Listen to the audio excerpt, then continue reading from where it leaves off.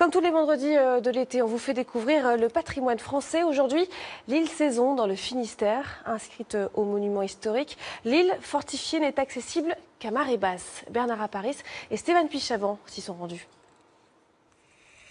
Des vieilles pierres à terre. Celles qui sont encore debout sont dévorées par la végétation. Dans la Bervrac, voilà une petite île jetée à quelques encablures de la côte. Une terre, aujourd'hui à l'abandon. C'est une île qui est accessible à marée basse et qui a la particularité d'être quasiment entièrement fortifiée, puisqu'on a une présence de fortification depuis la fin du XVIIe siècle et puis jusqu'à la Seconde Guerre mondiale. Sur la côte du Finistère, ce rocher a été transformé en site défensif qui contrôlait l'accès nord de Brest. Une tour d'artillerie, un magasin à poudre, des casernes pour héberger une petite garnison. Vue du ciel, on devine, sous la végétation, une enceinte intérieure et la forteresse révèle toute son étendue. Depuis cette année, l'association Saison a entrepris de faire revivre le fort, de le rénover. Cet été, des bénévoles venus de toute la France se succèdent sur l'île. Des amoureux des vieilles pierres qui offrent leur temps et leur énergie pendant 2 semaines. C'est la défense du beau. C'est pas forcément une vision passéiste, mais en plus le patrimoine a une valeur de proximité et beaucoup de valeurs humaines, parce que là, comme ici, on partage quelque chose, on partage une passion et une expérience humaine. C'est l'heure d'entrer dans le vif du sujet pour ces apprentis maçons. Au milieu des ruines, cette petite guérite du XVIIIe siècle va servir de travaux pratiques. C'est le moment de reprendre les joints. Voilà, vous videz bien. Vous regardez bien partout. Là, tu vois, il y en a, là. Vous faites tout le tour, il faut que ce soit nickel.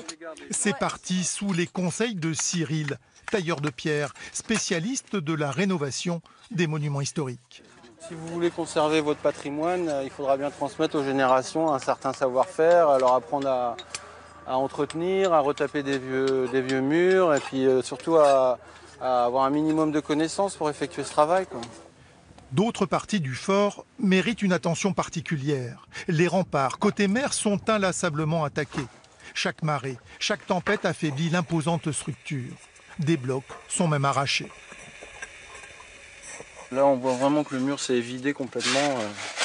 Il faut le reboucher au maximum. Relever Fort Saison, le défi est ambitieux. Le propriétaire de l'île, qui habite à l'étranger, a accordé un bail de 20 ans à l'association. Le but, créer une résidence d'artistes, un lieu d'exposition et de rencontre. On va marquer sans doute Saison d'une nouvelle histoire qu'on veut un peu plus pacifique, plutôt un lieu, non pas un lieu de guerre et de défense, mais plutôt un lieu d'accueil. Et oui, cette histoire-là, c'est nous qui allons l'écrire avec tous les jeunes, avec toutes les personnes qui sont là. Les portes du fort à peine ouvertes, les premiers touristes profitent d'une visite guidée dans le temps du XVIIe siècle au blocos allemand. Une belle surprise, même pour cette voisine. Moi, je suis passée souvent sur l'eau et à chaque fois, ça fait partie des repères quand on rentre. Donc c'est chouette de pouvoir visiter, d'en profiter. Ouais. Saison, jusque-là hérissée de défense et de ronces, baisse la garde et commence à dévoiler ses trésors cachés.